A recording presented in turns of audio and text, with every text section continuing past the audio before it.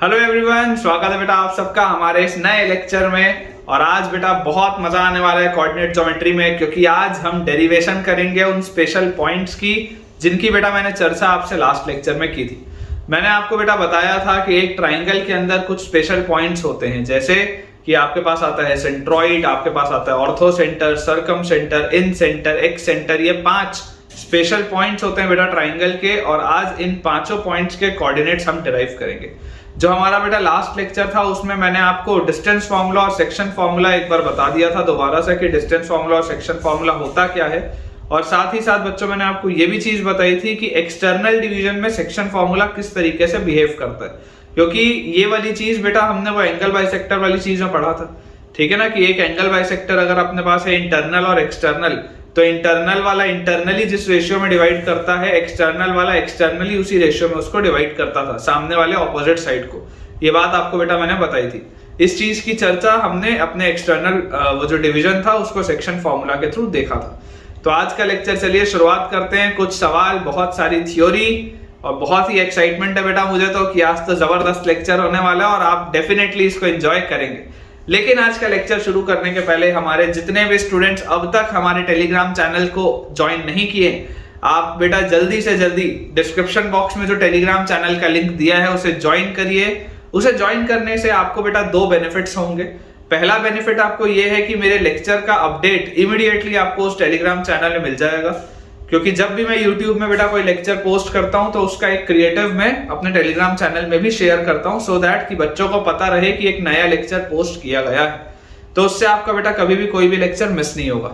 और जो दूसरा बेनिफिट है वो ये है कि हमें ये बात पता ही है कि मैथ्स में कमांड लाने के लिए हमें बहुत सारे सवालों की प्रैक्टिस की जरूरत है। तो बेटा मैं आपको क्लास में तो बहुत सारे क्वेश्चंस करवाता ही हूँ, लेकिन एट द सेम टाइम उतने से क्वेश्चन से हमारा काम नहीं चलेगा, हमें और ज्यादा सवालों को प्रैक्टिस करने की जरूरत है।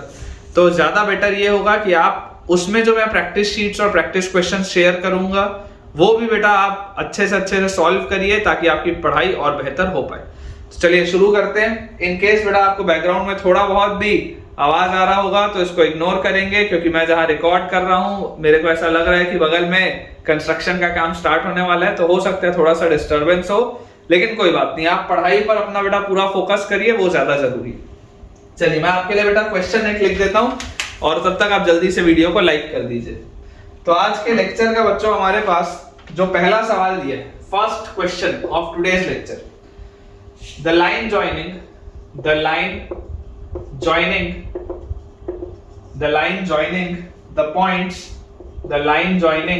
द पॉइंट्स, किन पॉइंट्स को ज्वाइन करती हुई line 1, -2 and -3, 4 the line joining the points 1, -2 and -3, 4 is trisected। ऐसे वाले सवाल बेटा अपन ने क्लास 10th में किए।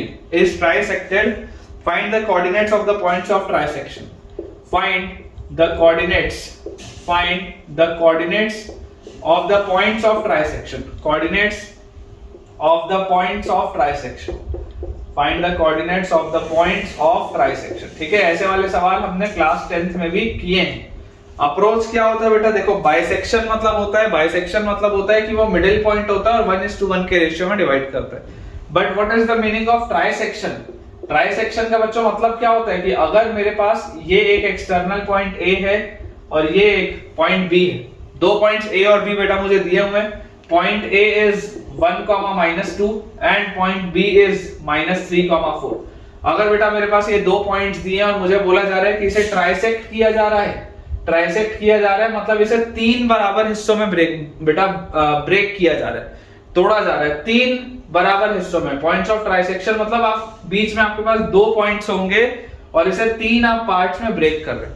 तो इंपॉर्टेंट चीज ये है कि अगर ये पॉइंट बेटा P है और ये पॉइंट Q है, तो ये अगर एक हिस्सा है तो ये 2 हिस्से हैं, तो पॉइंट P इसको डिवाइड करेगा 1:2 के रेशियो में।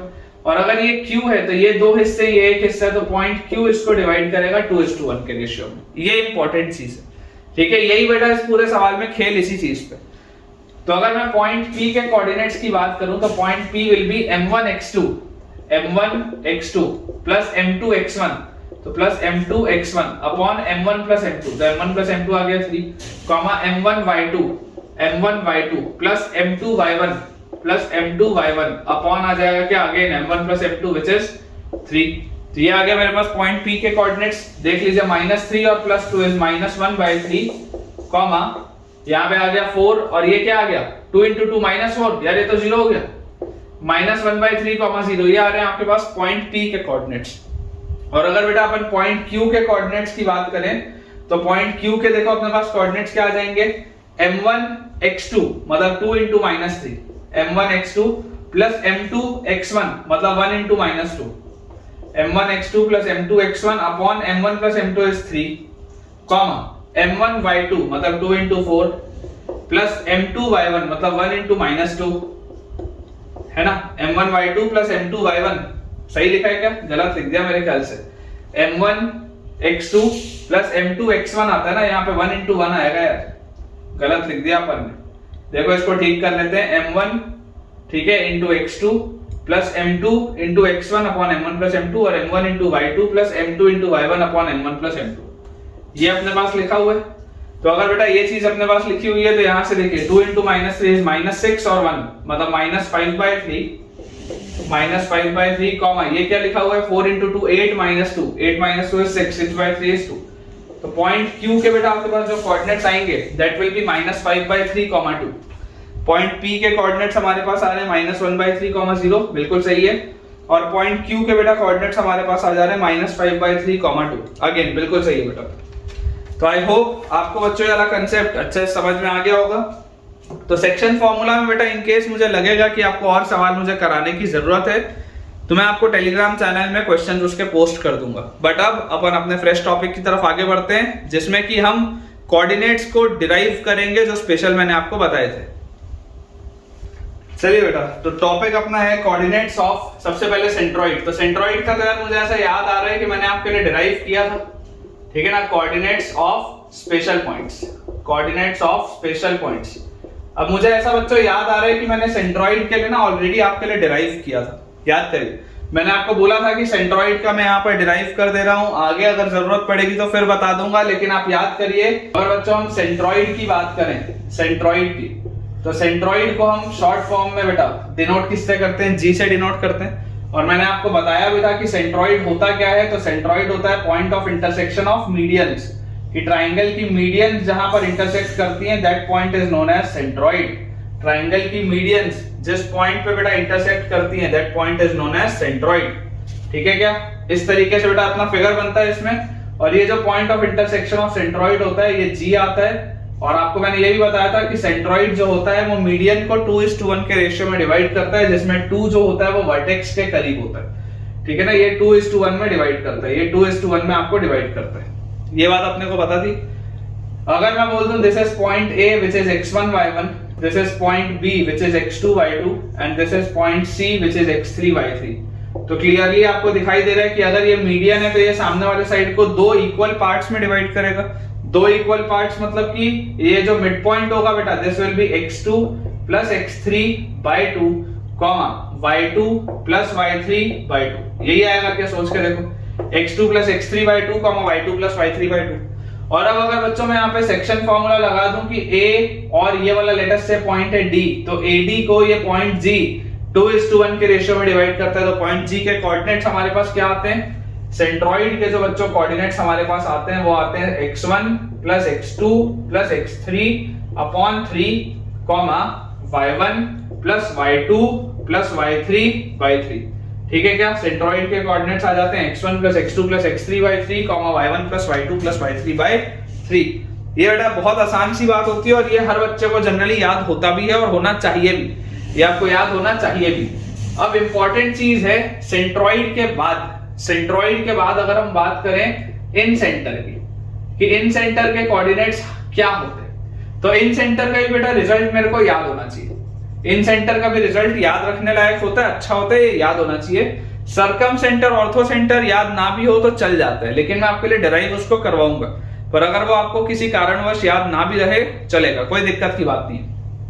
इन सेंटर पे बेटा अगर अपन ध्यान दें तो अपने को ये बात पता होती है कि इन सेंटर मतलब एक ऐसा ट्राइंगल जिसमें कि अगर आप उसके इंटरनल एंगल बाइसेक्टर्स का पॉइंट ऑफ इंटरसेक्शन निकालें तो वो जिस पॉइंट पे मिलेगा that will be your in centre, correct. तो आप मान लीजिए बेटा अगर आपके पास यहां पर कहीं पे इन सेंटर आता है, यहां पर कहीं पर, तो ये इन सेंटर अगर आपके पास आएगा तो ये इसका पॉइंट ऑफ मतलब ये आपका एंगल बाइसेक्टर का, ये यहां से इसका एंगल बाइसेक्टर आएगा और ये यहां से बच्चों इसका एंगल बाइसेक्टर आएगा। इस तरीके से आप बच्चों ये जो बनाएंगे circle, this will be your in centre, ठीक है क्या। देख लो यहां से अगर आप इसको बनाएंगे इस तरीके से ऐसे ये टच करता हुआ, तो ये आपके पास ऐसा इन सेंटर आपके पास बनेगा, इस तरीके से कुछ आएगा। अब अगर ये मेरे पास इन सेंटर आ रहा है, अगर ये बच्चों मेरे पास इन सेंटर आ रहा है, तो मुझे यहाँ से समझ में क्या बात आती है कि ये सर्कल जहां पर टच कर रहा होगा ये कौन सा वाला एंगल होता था, 90 डिग्री वाला एंगल होता था। ये बात तो हमको याद है, ऑल्दो इसमें हमको काम इसका नहीं है, ये मैं आपको सिर्फ वो चीज बता रहा हूँ जो आपने ऑलरेडी पढ़ी हुई है। काम मुझे क्या है मैं देखो आपको समझाता हूँ, है ना। ये सिर्फ मैंने आपको वो वाली प्रोफाइल बताई जो हमने पढ़ी हुई थी। अब हमको काम क्या चीज आएगी मैं आपको वो समझाता हूँ कि अगर आपके पास बेटा एक ट्राइंगल है और आपको ये बोला जा रहा है कि ये उसका इंटरनल एंगल बाइसेक्टर है, let us say this is vertex A, this is vertex B, this is vertex C, और यहां पर इसका इन सेंटर है कहीं पर आई, ठीक है, यहां पर इसका इन सेंटर है कहीं पर आई। तो आपको ये बात बच्चों पता है कि x1 y1 a के वर्टिसेस हैं, x2 y2 b के वर्टिसेस हैं और x3 y3 c के वर्टिसेस हैं। ये बात हमको पता है, कोई दिक्कत की बात नहीं है। अभी आपको ये वाला कोऑर्डिनेट फिलहाल पता नहीं है। देखो यहाँ वाले में तो ये इसका मिड पॉइंट होता था, तो आपने 1:1 का रेशियो करके मिडिल पॉइंट निकाल लिया, जो कि सेक्शन फॉर्मूला का स्पेशल केस है। लेकिन ये तो मेरे को नहीं पता। लेकिन बेटा मुझे इन सेंटर के बारे में एक अच्छी बात पता है। इन सेंटर के बारे में एक अच्छी बात बेटा मुझे पता है कि ये जो एंगल बाइसेक्टर होती है लाइन, ये जो लाइन एंगल बाइसेक्टर होती है, ये एंगल बाइसेक्टर वाली लाइन जो होती थी, ये सामने वाले रेशियो को, सामने वाले साइड को किस रेशियो में डिवाइड करती थी? इन the ratio of the sides containing the angle. सामने वाले इस ट्राइंगल को, ये सामने वाले साइड को किस रेशियो में डिवाइड करती थी? इन the ratio of the sides containing the angle. मतलब आप बोल सकते हैं कि ये जो पॉइंट D है ये इस BC को C/B में डिवाइड करेगा। C/B में देखो B के सामने स्मॉल b, C के सामने स्मॉल c। तो ये आपको बेटा चीज याद ही होगी कि BD upon CD, BD upon CD क्या होता है? Small b by small c by small b। BD upon CD होता है small c by small b। ये बात हमको पता है। तो यार यहां से मैं क्या बोल सकता हूं कि पॉइंट D के कोऑर्डिनेट्स अगर मैं निकालूं, पॉइंट D के कोऑर्डिनेट्स, तो अगर मैं सेक्शन फार्मूला लगाऊं तो m1x2 मतलब cx3 प्लस m2x1 मतलब कि bx2 upon m1 plus m2 मतलब कि b प्लस c। ठीक है क्या? देख लो m1x2 plus m2x1 upon m1 plus m2 comma m1y2 मतलब cy3 प्लस m2y1 मतलब कि by2 upon m1 plus m2 again मतलब b प्लस। ये चीज अपने पास आ जाएगी। और यार ये चीज अगर आ गई मेरे पास तो अब मुझे एक चीज और पता है। मुझे और क्या पता है? मुझे यार ये पता है कि ये जो इन सेंटर आई होता है, ये इन सेंटर जो आई होता है, ये इस एंगल बाइसेक्टर AD को किस रेशियो में डिवाइड करता है? तो B plus C is to A के रेशियो में। ये इसको डिवाइड करता है बच्चों B plus C is to A के रेशियो में। इसका मतलब कि अगर आपको इन सेंटर I के कोऑर्डिनेट्स चाहिए, थोड़ी मेहनत लगेगी लेकिन रिजल्ट देखिए याद अच्छे से रखते हैं, बनेगा आपको अच्छा रिजल्ट आता है।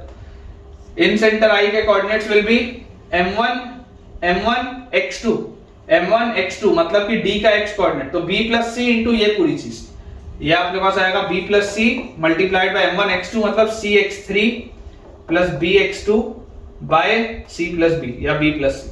m1 x2 plus m2 x1 मतलब ये x1 upon m1 plus m2, तो m1 plus m2 is a plus b plus c।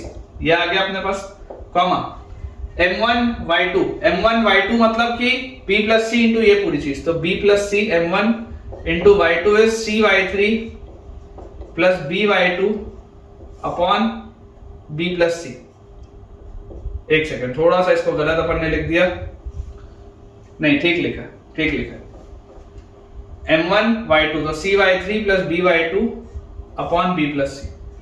ठीक है, m1 y2 plus m2 y1 तो प्लस m2 इंटू y1 मतलब a इंटू y1 तो plus a y1 upon m1 plus m2 is a plus b plus c।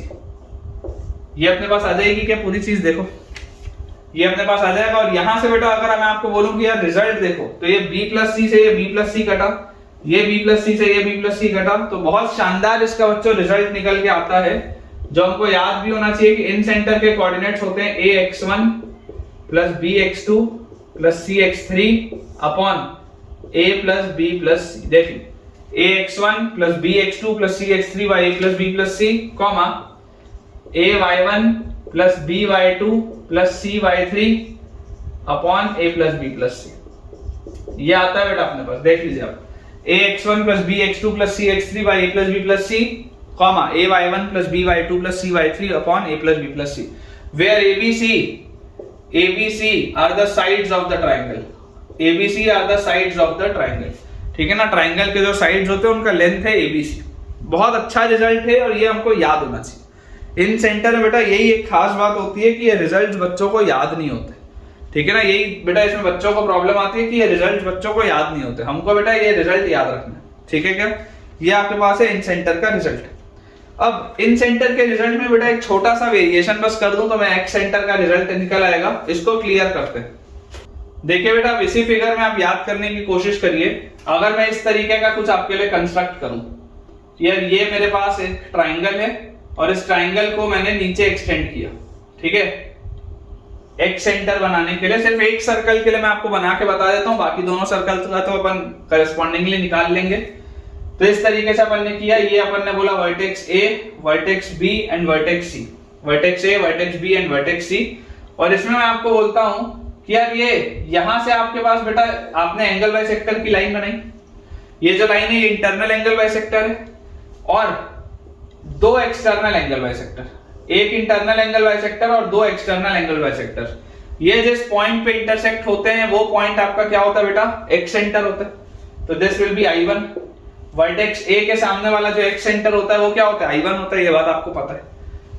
तो जरा आप बेटा अपनी कॉपी को थोड़ा सा ऐसे घुमा के देखिएगा, कॉपी को ना ऐसे टिल्ट करिएगा, ठीक है। कॉपी को ऐसे आप टिल्ट करिएगा और कॉपी को घुमा के आप ये सोचिएगा कि यार यहां पर अगर ये I होता था, यहां पर अगर ये I होता था और ये वाला बेटा पॉइंट जो भी होगा, फिलहाल मान लो आप ये वाला पॉइंट है, let us say this point is point D, ठीक है। यहां पे D था ना, उसको D मान लो।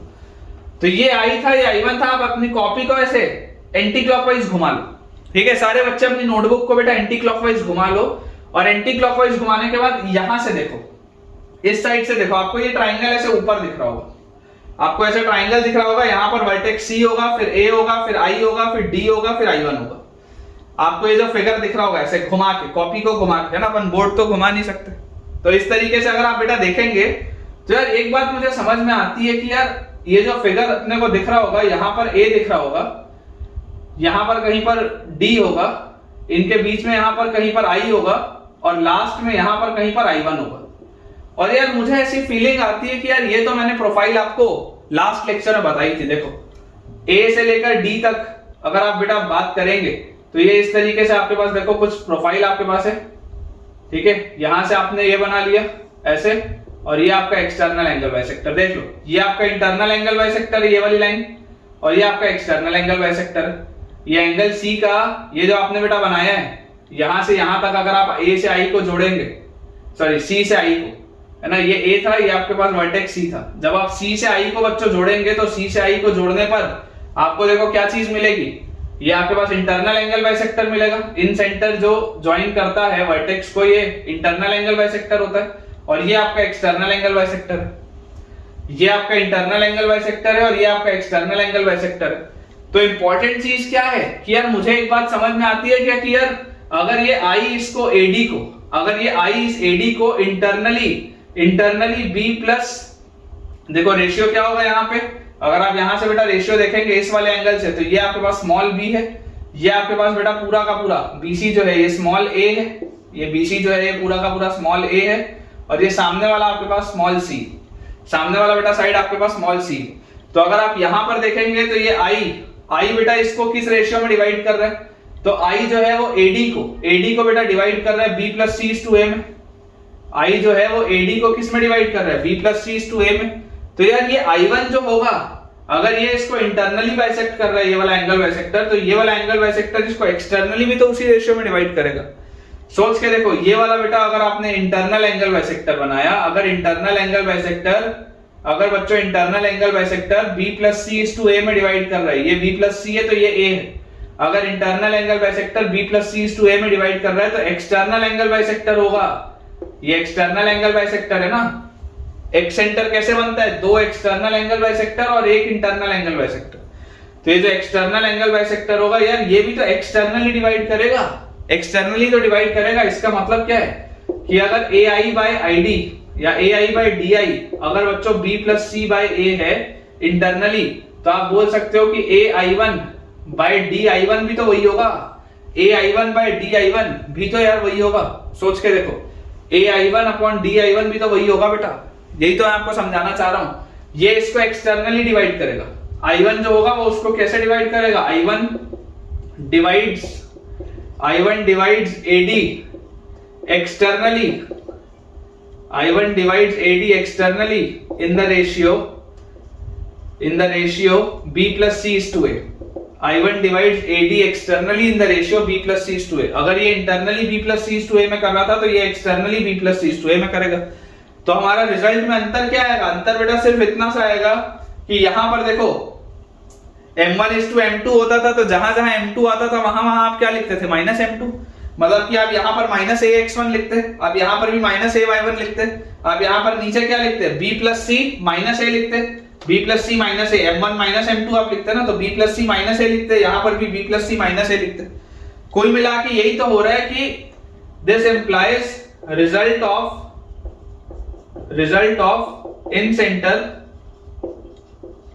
ऑफ इन सेंटर में A will be replaced with minus A। ये बात आती है समझ में। M1 is to M2 में अगर डिवाइड करता था तो आप सिर्फ M2 को ही तो माइनस M2 लिखते थे, आप बच्चों सिर्फ M2 को ही तो माइनस M2 लिखते थे। तो यहाँ इसके इन सेंटर के रिजल्ट में जहां जहां पर A दिखेगा वहां वहां पर आपको क्या लिखना होगा, माइनस है, क्योंकि आप वर्टेक्स A के सामने वाले एक सेंटर की बात कर रहे हैं। इसलिए आप बच्चों वर्टेक्स A के सामने वाले एक सेंटर की बात यहां पर कर रहे हैं, इसलिए सिर्फ आपको A को माइनस A से बदलना है। तो आपका रिजल्ट क्या आ जाएगा, I1 x सेंटर 1 I1 का result will be minus AX1 plus BX2 plus CX3 upon minus A plus B plus C comma minus AY1 plus BY2 plus CY3 upon minus A plus B plus C। यही आएगा बेटा, देख लीजिए, minus AX1 plus BX2 plus CX3 upon minus A plus B plus C comma minus AY1 plus BY2 plus CY3 upon A plus minus A plus B plus C। ठीक है क्या, याद रखना बच्चों, बहुत आसान है, इसको याद रखना बहुत आसान है। आपको जो रिजल्ट्स याद होने चाहिए, सेंट्रोइड सबको याद रहता है, सेंट्रोइड में तो कोई मेहनत है नहीं। इन सेंटर भी याद रहता है क्योंकि अच्छा रिजल्ट है, AX1 BX2 CX3 by A plus B plus C, AY1 plus BY2 plus CY3 upon A plus B plus C, याद रहता है। एक सेंटर में क्या करना है, एक सेंटर के हमारे पास 3 एक सेंटर होते हैं, एक A के सामने वाला होता है I1, B के सामने वाला होता है I2, C के सामने वाला होता है I3। तो अगर A के सामने वाले I1 में मैंने A को माइनस A से रिप्लेस किया तो जरा सोच के देखो I2 क्या होता। अगर मैं B के सामने वाला एक सेंटर लिखता, B के सामने वाला, तो B के सामने वाले एक सेंटर के लिए बच्चों मुझे क्या चीज करनी पड़ती, B के सामने वाले एक सेंटर के लिए मुझे सिर्फ और सिर्फ B को माइनस B से रिप्लेस करना पड़ता इस रिजल्ट में, बाकी सब वही रहता। तो आपके पास आ जाता AX1 minus BX2 plus CX3 upon A minus B plus C comma AY1 minus BY2 plus CY3 upon A minus B plus C, यह आ जाता आपके पास। और लास्टली बेटा अगर आपको I3 लिखना होता तो I3 भी आप सेम तरीके से लिख सकते थे क्या, सोच के देखो, I3 को भी आप सेम तरीके से लिख सकते थे क्या, AX1 plus BX2 minus CX3 by A plus B minus C, वैसे AY1 plus BY2 minus CY3 upon A plus B minus C, same तरीके का रिजल्ट होता। तो ये अपने को बच्चों याद रहना चाहिए, ठीक है ना। इन सेंटर का रिजल्ट और तीनों एक्स सेंटर के रिजल्ट हमको याद होने चाहिए। इनमें आपके पास अगर डायरेक्ट कभी क्वेश्चन आएगा तो आपको सॉल्व करना आना चाहिए। चलिए बेटा अब अपन देखते हैं अगला रिजल्ट कि ऑर्थो सेंटर का क्या रिजल्ट होता है, कोऑर्डिनेट्स ऑफ ऑर्थो सेंटर। अब मैं आपको पहले ही बता देता हूं, पहले ही आपको बेटा मैंने बहुत बार बताया है कि आपको ये रिजल्ट याद रह जाए बहुत अच्छी बात है, यूज मैं नहीं करूंगा। अगर मतलब मान लो कभी सिंगल करेक्ट में डायरेक्ट आ जाए कि बताओ ऑर्थो सेंटर के क्या कोऑर्डिनेट्स होते हैं, तो याद रह जाए तो बहुत अच्छी बात है। इसका इस्तेमाल मैं कभी भी नहीं करूंगा, ये बात गारंटीड है, ठीक है, गारंटीड है। इसका डायरेक्ट इस्तेमाल एज अ फॉर्मूला मैं नहीं करने वाला। ऑर्थो सेंटर की बेटा अगर हम बात करें तो हमको एक बात ये समझ में आती है कि किसी भी ट्राइंगल एबीसी में ऑर्थो सेंटर होता क्या है? ऑर्थो सेंटर होता है point of intersection of altitudes, जहां पर जिस पॉइंट पे आपके ऑल्टीट्यूड्स इंटरसेक्ट करते हैं, जिस पॉइंट पे बच्चों आपके ऑल्टीट्यूड्स इंटरसेक्ट करते हैं, that point of intersection is known as your orthocentre. ठीक है, यहां से देखो तीसरा वाला मेरे को बनाने की जरूरत नहीं, क्योंकि वो भी यहीं से पास करेगा ना, तीसरे वाले को अलग से बनाने की जरूरत नहीं है। रेदर मैं बोलता हूं कि दूसरे वाले को ही मिटा दो, अपने को तो कोऑर्डिनेट डिराइव करना है, कोऑर्डिनेट आपको एक से हो जाएगा, कोई दिक्कत नहीं, यहां से आपका कोऑर्डिनेट निकल आएगा। आप मान लो कि late us say this is your orthocentre H, it is denoted with ortho centre H। अब अगर बेटा इसको मैं पॉइंट D बोलूं तो यार जब मैं आपको ऑर्थो सेंटर इन पीडल ट्राइंगल पढ़ा रहा था सॉल्यूशंस ऑफ ट्राइंगल में, अगर आपने नहीं देखा है तो आपको बेटा वो देखना पड़ेगा। जब मैं आपको ऑर्थो सेंटर इन पीडल ट्राइंगल पढ़ा रहा था तो ऑर्थो सेंटर इन पीडल ट्राइंगल में मुझको क्या चीज पता थी? मुझको बच्चों इसमें ये चीज पता थी ऑर्थो सेंटर इन पीडल ट्राइंगल में दैट A से लेकर H तक की दूरी, A से लेकर H तक की दूरी होती है 2r cos A, और ये BC वाला जो साइड है इससे H की दूरी जो होती है दैट इज DH ये आता है बेटा 2r cos B cos C, 2r cos B cos C, ये चीज आती है अपने पास। मतलब कि यार मैं आपको ऐसा बोल सकता हूं क्या कि यार AH/DH जो होगा, AH/DH इसका रेशियो मुझे मिल गया। आप प्रैक्टिकली सोच के देखो, आपको ये AH/DH का रेशियो मिल गया क्या? सोच के देखो AH/DH क्या आ रहा है आपके पास? AH/DH comes out to be cos A upon cos B cos C, cos A upon cos B cos C। मतलब कि अगर ये वाला हिस्सा मेरे पास cos A है तो this will B cos A is to, नीचे वाला will be cos B cos C, cos A is to cos B cos C, ये चीज आएगी अपने पास। वैसे ही बच्चों आप ये समझो, देखो ये अगर साइड C है, वर्टेक्स C है तो उसके सामने वाला स्मॉल c, ये वर्टेक्स B है तो उसके सामने वाला स्मॉल b, तो यार ये एंगल B था तो this will be C cos B, this is C sin B। ये जो AD आएगा, AD क्या होगा? This will be C sin B, और BD क्या होगा? This will be C cos B, C cos B। ठीक है क्या? C cos B। वैसे ये जो स्मॉल b है तो this will B B cos C and this will B B sin C, तो ये आप लिख सकते हैं B cos C, ऐसा आप इसको लिख सकते हैं, this is B cos C। तो आपको इसका भी रेशियो मिल गया BD बाय CD का रेशियो देखो आपके पास क्या आ रहा है, BD बाय CD अगर आप निकालोगे तो this will be C cos B, BD by CD, C cos B upon B cos C, ये चीज अपने पास आएगी। डेरिवेशन अगेन बेटा मैं सिर्फ आपको फील दिलाने के लिए कर रहा हूं, डेरिवेशन अगर मैं ना भी करूं तो कोई दिक्कत नहीं है, मैं चाहूं तो यहाँ पे डायरेक्टली रिजल्ट भी लिख सकता हूं, लेकिन आपको मजा नहीं आएगा डायरेक्ट रिजल्ट से, गारंटी। ठीक है, इसलिए मैं डेरिवेशन आपको करके दिखा देता हूं, सरकम सेंटर का नहीं करूंगा। सरकम सेंटर में कैसे सॉल्व करते हैं वो तो मैंने आपको लास्ट लेक्चर में सिखाया ही है। आज भी एक आध हो सकता है मैं आपको सवाल ले लूं कि डायरेक्टली अगर सरकम सेंटर मुझे निकालना हो तो अप्रोच क्या होना चाहिए। ऑल्दो मुझे याद है कि मैंने लास्ट लेक्चर में आपको बताया है कि अगर आपके पास एक ट्राइंगल के 3 वर्टेक्स हो तो सरकम सेंटर कैसे निकाला जाता है, पिछले लेक्चर में मैंने कवर किया है। खैर, अगर हम ऑर्थो सेंटर की यहाँ पर बच्चों बात करें तो आप यहाँ से देखिए बेटा, if A is x1 y1, B is denoted with x2 y2 and C is denoted with x3 y3। A is x1 y1, B is x2 y2 and C is x3 y3, तो मुझे clearly दिखाई देता है कि point D के जो coordinates होंगे, point D के कोऑर्डिनेट्स क्या आएंगे? m1 x2 मतलब C cos B into x3, m1 x2 plus m2 x1 मतलब कि B cos C into x2 upon m1 plus m2 is C cos B plus B cos C, C cos B plus B cos C, ये आ जाएगा अपने पास। Similarly बेटा आपके पास देखिए, जैसे आप बोलेंगे y कोऑर्डिनेट तो m1 y2 बोलो कितना आ जाएगा, तो this will be C cos B into y3, m1 y2 plus m2 y1 मतलब कि B cos C into y2 upon m1 plus m2 is again C cos B plus B cos C, C cos B plus B cos C, ये चीज आ गई अपने पास point D के coordinates. अब यहां से जो ध्यान देने वाली बात है, यहां से हमारे पास ध्यान देने वाली बात क्या है कि यार ये जो C cos B plus B cos C लिखा है, ये जो C cos B plus B cos C लिखा है वो बेसिकली क्या लिखा है? स्मॉल a लिखा हुआ है। वर्टेक्स A के सामने वाला जो साइड होता है वो क्या होता है? स्मॉल a होता है। तो ये जो C cos B plus B cos C लिखा है वो क्या होगा? This is basically small a। ये जो c cos b plus b cos c लिखा हुआ है ये क्या होगा, this will B basically small a। Clear है क्या? ये भी स्मॉल a है, ये भी स्मॉल a है। इसको आप प्रोजेक्शन रूल में ही पढ़े हो, सॉल्यूशंस ऑफ ट्रायंगल में मैंने पढ़ाया है। यही आपका याद करो प्रोजेक्शन लॉ भी था, जो प्रोजेक्शन रूल हमने पढ़ा है वो यही था।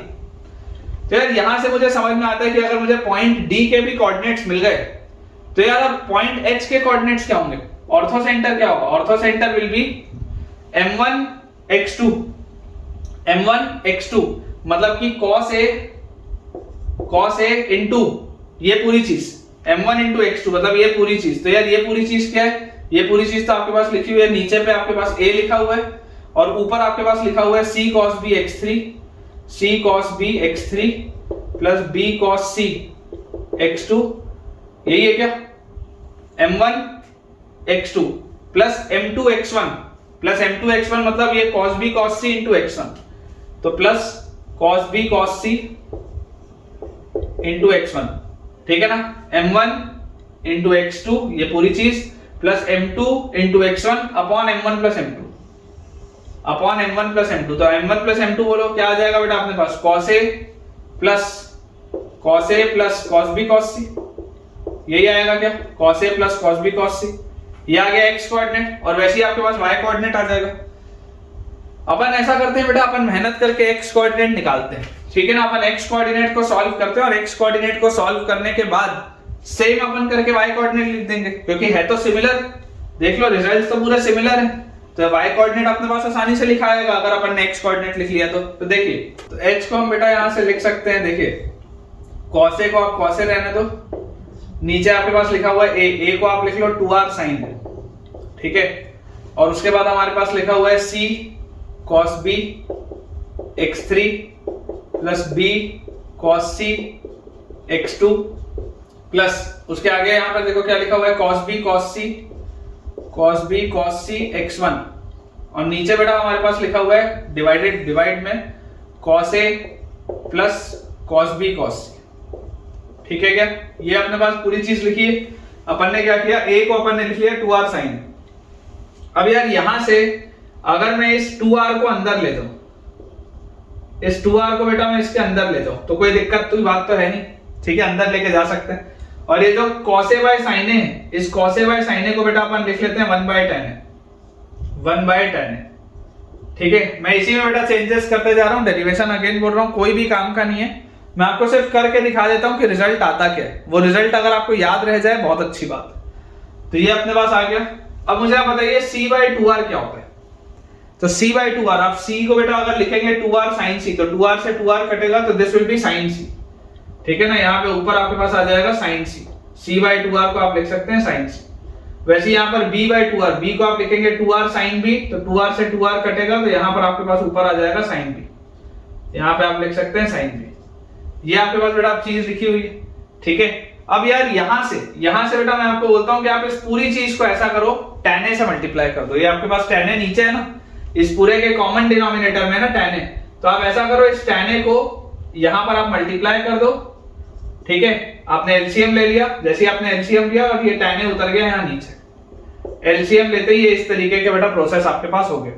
तो अब आपके पास देखो लिखा क्या है, ऑर्थो सेंटर h आपके पास लिखा हुआ है x3 into sin c into cos b plus x2 into sin b into cos c plus x1 into tan a into cos b cos c, ये अपने पास लिखा है। और डिवाइड में अपने पास बच्चों लिखा है नीचे यहां पर tan a, तो tan a को आप लिख लो sin a by cos a, ठीक है। और अब अंदर लिख लो यहां पर cos a plus cos b cos c।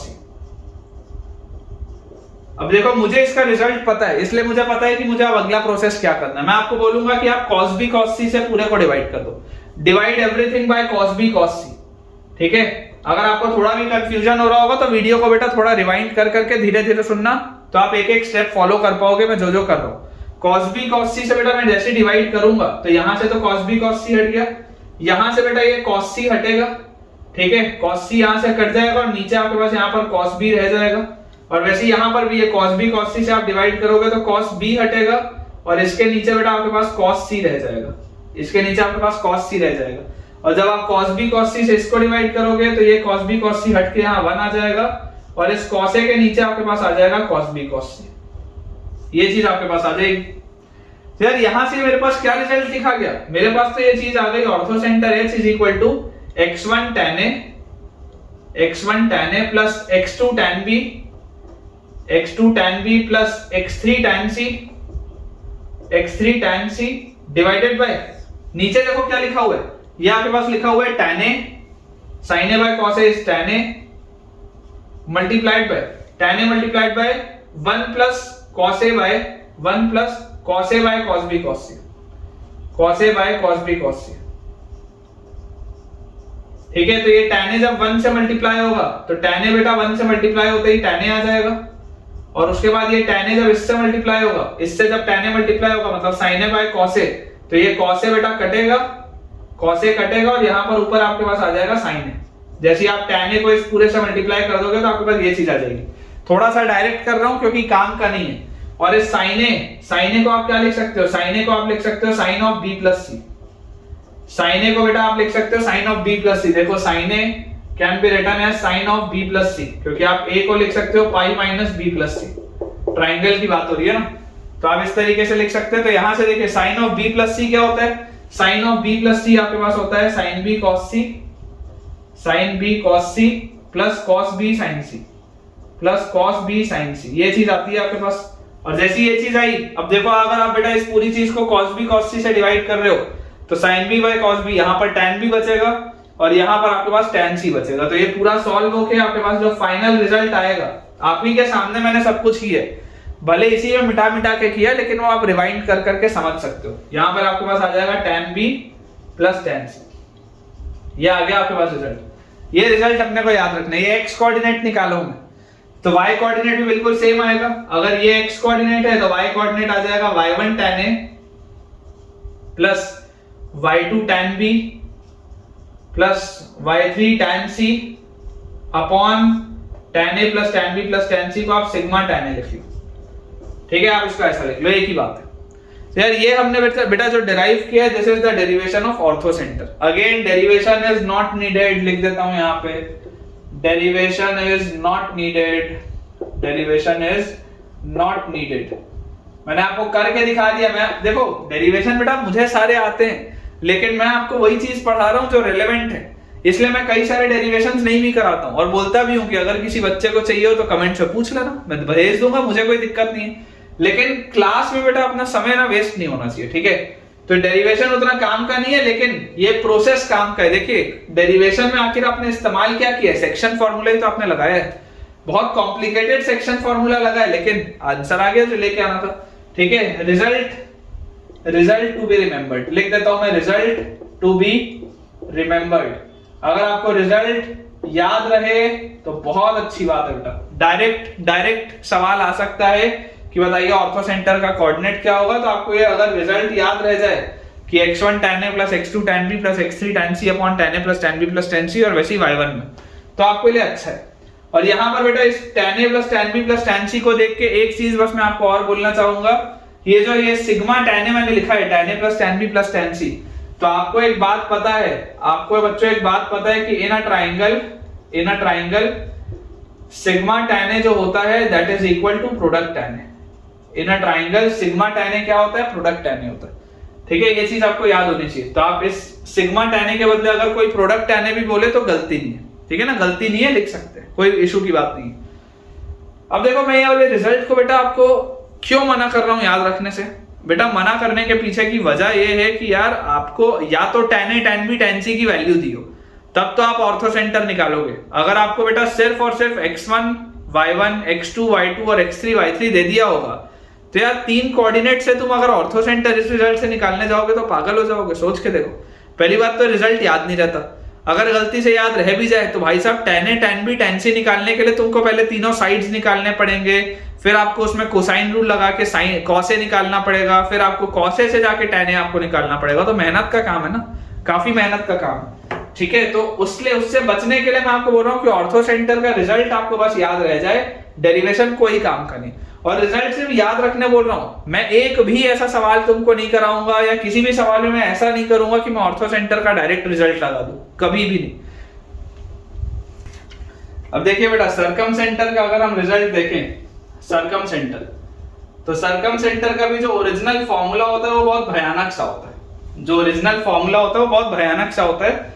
और सरकम सेंटर का भी रिजल्ट अगर आपको याद रह जाए तो बहुत अच्छी बात है, रिजल्ट अगर याद रह जाए तो बहुत अच्छी बात है, अदरवाइज इसके रिजल्ट का भी मैं डायरेक्ट इस्तेमाल कभी नहीं करूंगा।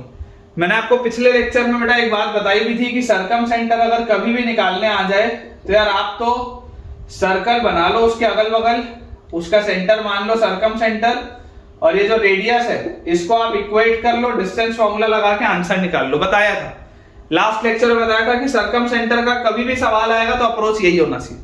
आपको बच्चों दूसरा अप्रोच लगाना ही नहीं है सरकम सेंटर में, ठीक है। सरकम सेंटर का अप्रोच आपको यही रखना है। अब देखिए सरकम सेंटर के लिए बेटा अगर मैं आपको इसकी प्रोफाइल बना के दिखाऊं, सबसे पहले तो मैं आपको इसका रिजल्ट बता देता हूं कि जो कोऑर्डिनेट्स आते हैं सरकम सेंटर O के कोऑर्डिनेट्स होते हैं x1 sin 2a plus x2 sin 2b plus x3 sin 2c upon sigma sin 2a, मतलब sin 2a plus sin 2b plus sin 2c, ठीक है, upon sigma sin 2a plus sin 2b plus sin 2c।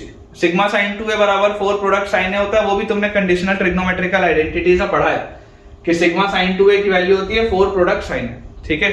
खैर इसके बाद आपके पास देखो यहां से क्या आ जाएगा, y कोऑर्डिनेट आपके पास आ जाएगा y1 sin 2a plus y2 sin 2b plus y3 sin 2c upon sigma sin 2a, ठीक है क्या। ये बच्चों अपने को रिजल्ट याद अगर रह जाए बहुत अच्छी बात, रिजल्ट याद रह जाए बहुत अच्छी बात है। Derivation not required, derivation not required. हालांकि अगर मान लो किसी को बहुत अंदर से ऐसे लग रहा होगा कि नहीं यार करना है डेरिवेशन करना है, तो बेटा आप तो वो वाला कंसेप्ट इस्तेमाल करो। मैंने आपको बेटा बताया था also in any triangle orthocentre, centroid and circumcentre are collinear. किसी भी ट्राइंगल में ऑर्थो सेंटर, सेंट्रॉइड और सर्कम सेंटर तो क्या होते हैं, कोलिनियर होते हैं। और याद करो जब ट्राइंगल आइसोसेलेस होता है तो इन सेंटर भी इन्हीं के साथ कोलिनियर हो जाता है, लेकिन अन्य किसी भी ट्राइंगल में ऑर्थो सेंटर, सेंट्रॉइड और सर्कम सेंटर हमेशा ही कोलिनियर होते हैं। And this ortho centre and circum centre is divided by this centroid in the ratio 2:1। 2:1 के रेशियो में ये डिवीजन होता है, ठीक है क्या। 2:1 के रेशियो में ये डिवीजन जो होता है बेटा ये अपने पास आता है। तो यार यहां से देखो ऑर्थो सेंटर का कोऑर्डिनेट मैंने आपको डिराइव अभी करा दिया, सेंट्रॉइड का भी बेटा कोऑर्डिनेट मैं आपको डिराइव करा चुका हूं। तो सेक्शन फॉर्मूला लगा के भी आप कैन बी डिराइव, आप यहां से इसको डिराइव कर सकते हैं। It can be derive from here also, मतलब ओरिजिनल जो सवाल है उसमें से तो हो ही जाएगा डिराइव, लेकिन यहां से ही बेटा आप इसको डिराइव कर सकते हैं कि ऑर्थो सेंटर का आपको कोऑर्डिनेट पता है, सेंट्रॉइड का आपको कोऑर्डिनेट पता है, तो आप सर्कम सेंटर के कोऑर्डिनेट्स को अगर x, y लगाएं और सेक्शन फॉर्मूला इसमें अप्लाई करें तब भी बेटा ये डिराइव होके आ जाएगा, कोई दिक्कत की बात नहीं। किसी को अगर मन होगा तो करके देख लेना, आ जाएगा। अब हमारे लिए बेटा इंपॉर्टेंट चीज क्या है, इंपॉर्टेंट चीज हमारे लिए ये प्रोफाइल है जो मैं आपके लिए बना रहा हूं। देखिए अगर आपके पास एक सर्कल है, काफी सुंदर सर्कल बना है, और इस सर्कल के अंदर बेटा मैं इस ट्राइंगल को बना लेता हूं। इस सर्कल के अंदर मैंने इस ट्राइंगल को बना लिया, ठीक है। हमेशा बेटा जब भी आप सर्कल का सवाल बना रहे हो पहले सर्कल बनाओ बाद में ट्राइंगल बनाओ, तो फिगर अच्छा बनता है। पहले ट्राइंगल बनाओगे और उसके ऊपर सर्कल खींचोगे तो बहुत घटिया फिगर बनेगा, ठीक है। Let us say this is vertex A, this is vertex B and this is vertex C। ये अपने पास बेटा दिया हुआ है, vertex A, vertex B and vertex C। अब मैं आपको जो यहाँ पे चीज बताना चाहता हूं कि आपको बच्चों ये बात पता है कि सर्कम सेंटर जो होता है O, सर्कम सेंटर एक ऐसा पॉइंट होता है, सर्कम सेंटर एक ऐसा पॉइंट होता है which is always equidistant from the vertices। Circum centre एक ऐसा पॉइंट होता है which is always equidistant from the vertices। ये बात हमको बेटा पता ही है कि सर्कम सेंटर हमेशा ही equidistant होता है वर्टिसेस से। और इसकी खास बात और क्या होती है, देखिए अगर ये वाला बेटा पूरा एंगल A है, ये वाला अगर पूरा एंगल A है तो ये वाला पूरा एंगल क्या आएगा, 2a। याद करिए क्लास 10 में पढ़ा है, angle made by the arc angle made by the arc at the center of the circle is twice the angle made by the same arc at any other part of the circle। तो अगर ये angle A है तो ये angle आएगा 2A। वैसे ही अगर ये एंगल B है तो ये वाला एंगल आपके पास आ जाएगा 2B। वैसे ही अगर बेटा ये एंगल आपके पास यहाँ पे आर्क में C बना रहा है तो ये वाला एंगल आपके पास आ जाएगा 2C। इसमें तो कोई डाउट नहीं है किसी को भी। और ये भी हमको पता है कि OB, OA और OC तीनों ही किसके बराबर है? OA, OB और OC जो है वो सर्कम रेडियस के बराबर है। OA, OB और OC तीनों के तीनों सर्कम रेडियस के बराबर है, which is equal to R। तभी तो ये इक्वल डिस्टेंस पर है तीनों वर्टिसेस से। तो यार एरिया ऑफ ट्राइंगल OAB कितना आएगा? What will be area of triangle OAB? तो area of triangle OAB will be half. याद करो क्या होता था? हाफ BC साइन है, हाफ दो साइड और बीच वाला एंगल का साइन, तो हाफ इंटू R मतलब half R square sine 2C, half R square sine 2C ये होगा। वैसे ही एरिया ऑफ ट्राइंगल OAB के बाद OBC, area of triangle OBC ये वाला जो बच्चों ट्राइंगल है इसका एरिया क्या आएगा? Half into R square sine 2A, half into R square into sine 2A। और सिमिलरली बच्चों अगर मेरे पास आ जाए area of triangle OAC, area of triangle OAC, तो OAC का एरिया क्या आ जाएगा? Half into R square into sine 2B, half into R square into sine 2B। ये बेटा चीज अपने को पता होनी चाहिए। कई बार क्या होता है ना, इसमें सवाल आ जाते हैं कि what is the ratio of the areas. ऐसा वाला आपको सवाल अगर आप किसी अच्छे इंस्टीट्यूट में पढ़ते हैं तो हो सकता है आपको ऐसा सवाल कभी दिख जाए कि what is the ratio of the areas of the triangle OAB, OBC and OAC। तो रेशियो आपको देखो क्या दिख रहा है, इनके रेशियो होता है साइन ऑफ डबल एंगल के टर्म्स में। अगर आप इनका रेशियो बेटा देखोगे कि आपको अगर मान लो मैं यहां पर बोल दूं, यहां पर लिख देते हैं कि area of OBC is to area of OAC is to area of OAB। अगर बेटा इन एरियाज का मैं रेशियो पूछूं तो my answer will be sin 2A is to sin 2B is to sin 2C। ये चीज तुमको पता थी या नहीं पता थी? तुम जिस भी इंस्टीट्यूट में पढ़ते हो इंडिया के, तुम्हारे कोचिंग के टीचर ने मैथ्स के तुमको ये बताया था या नहीं बताया था? मुझे कमेंट्स में अभी तुरंत बताओ। मुझे तुरंत कमेंट्स में इस बात को बताओ, क्योंकि मेरे हिसाब से ये पॉइंट इंपॉर्टेंट है। पता नहीं तुम्हारे टीचर को लगता है या नहीं, लेकिन मेरे हिसाब से ये पॉइंट इंपॉर्टेंट है। तो ये अगर आपको पता था तो भी मुझे अभी कमेंट डाउन करके बताइए, और नहीं पता था, ये अगर आपके लिए नया था तो एक लाइक के साथ एक थम्स अप दिखाते हुए बताइए कि हाँ सर ये हमने आपसे आज नया सीखा है। ठीक है, तो ये बेटा अपने लिए एक इंपॉर्टेंट चीज है कि एरिया ऑफ ट्राइंगल OAB अपने पास आ जाएगा half R square sine 2C, area of triangle OBC आ जाएगा half R square sine 2A, और एरिया ऑफ ट्राइंगल OAC आ जाएगा half R square sine 2B। और इनका जो रेशियो होता है बेटा that will B sin 2A is to sin 2B is to sin 2C, क्योंकि हाफ और R स्क्वायर बच्चों कैंसिल आउट हो जाएगा हर तरफ से। और इसको डिराइव करने के लिए बहुत अगर किसी की इच्छा हो तो इस रिजल्ट का इस्तेमाल करते हुए कि HGO हमेशा अपने दिमाग में रखो, HGO ortho centre centroid circum centre, centroid divides the line joining, centroid divides the line joining ortho center and circum center in the ratio of 2:1। ये हमको याद होना चाहिए। सुबह 3 बजे, सुबह 4 बजे भी अगर कोई उठा के पूछ लेना बोलो HGO, तो HGO सुनते ही 2:1 तुरंत क्लिक होना चाहिए बेटा माइंड में। ठीक है बेटा, चलिए अब कुछ क्वेश्चंस को अपन प्रैक्टिस करते हैं। जो बेसिक थ्योरी थी, जो हमको डेरिवेशंस करने थे कोऑर्डिनेट्स के, वो हमने कर ली। लेकिन सवाल लिखने के पहले ना मैं तुमको एक गारंटी से बात बोल सकता हूँ, गारंटी से, कि मैंने जो बेटा ऑर्थो सेंटर का डेरिवेशन किया 99.99% कोचिंग इंस्टीट्यूट में उसका डेरिवेशन नहीं होता है। मैं लिख के आपको दे सकता हूँ। मैक्सिमम टीचर्स बेटा उसको कराते ही नहीं है, वो बोल देते हैं कि यार या तो याद कर लो या तो खुद से सॉल्व कर लेना। जो मेहनत लगती है बेटा, ये सारी चीजों को करने में मेहनत लगती है। तो मुझे आप बताइए, ये सारी जो चीज मैं आपको बोलता हूँ ना, कि मुझे भी आप बताओ कि आपको आपके टीचर ने ये कराया था नहीं। उसका बेटा पर्पस सिर्फ और सिर्फ ये है कि मुझे ये चीज का आइडिया तो रहे कि मेरे लेक्चर से क्या बेनिफिट हो रहा है आपको, और आपको भी इस चीज का आइडिया रहे कि आपको जो भी XYZ टीचर पढ़ा रहे हैं, विथ ऑल ड्यू रिस्पेक्ट, लेकिन आपको पता होना चाहिए कि वो आपको एक्चुअली डिलीवर क्या कर रहे हैं, क्या वो आपको जेई रेलेवेंट डिलीवर कर भी रहे हैं या नहीं। क्योंकि कई बार बेटा क्या होता है, बच्चा तो एक फेथ में एडमिशन लेता है किसी भी इंस्टीट्यूट में, आप कहीं पर भी अगर पूरे हिंदुस्तान में पढ़ रहे हो, बच्चा बहुत एक फेथ में एडमिशन लेता है कि यार मैं इस इंस्टीट्यूट में पढ़ूंगा ना तो मेरा सिलेक्शन हो जाएगा। ठीक है, लेकिन बेटा हर टीचर उतना शायद काबिल नहीं होता कि वो वैसा डिलीवर करे जो जेई के लिए चाहिए। टीचर्स अपने आप में काबिल हैं, आपको नॉलेज प्रोवाइड भी कर रहे हैं, लेकिन जेई के लिए यार थोड़ा सा ना बेटा एक्सपर्टीज चाहिए होता है, जो आपको शायद इसी चैनल में मिले, ऐसा मुझे लगता है। तो ये चीज आपको पता थी या नहीं पता थी? ये जो रेशियो मैंने अभी बताया sin 2a sin 2b sin 2c का, वो आपको आता था या नहीं आता था? tan a वाला बेटा जो पूरा मैंने आपके लिए डेरिवेशन किया ऑर्थो सेंटर वाला, पता था या नहीं पता था? मुझे ये सब बताओ कमेंट्स में अभी तुरंत। इस सवाल को करने के पहले वीडियो पॉज करो और बताओ कि क्या क्या अभी तक तुम नया सीख चुके हो।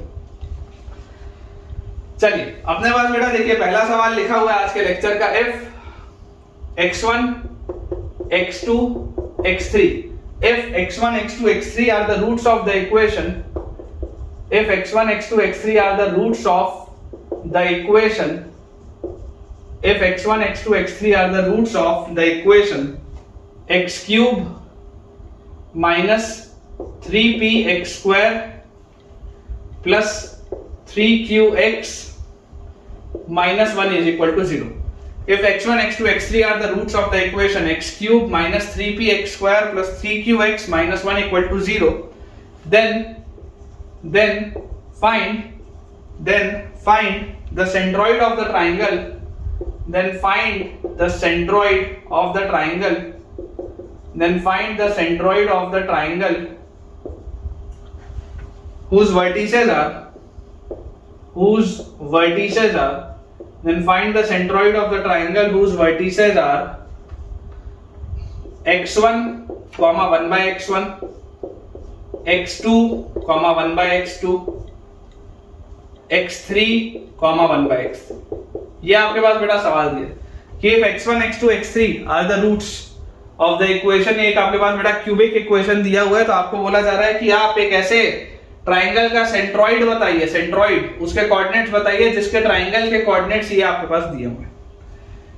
चलिए बेटा देखते हैं बहुत ध्यान से कि आपके पास कोई भी अगर एक मान लो ट्राइंगल दिया हो with coordinates x1, 1 by x1, x2, 1 by x2,